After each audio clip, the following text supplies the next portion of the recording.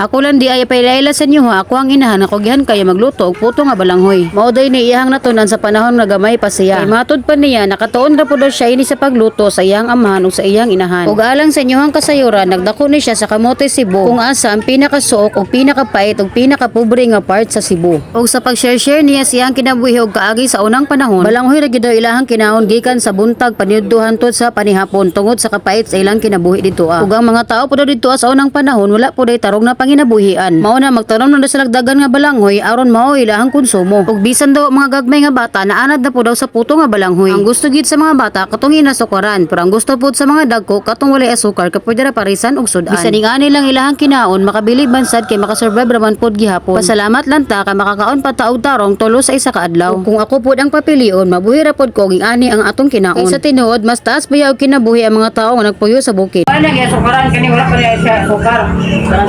Sa puto balanghoy, pwede ka magkasuka, pwede ko dili. Kung dili gusto tamis, pwede na kayo wala asukar. Specialty ni mother, parisan dayon og gatas.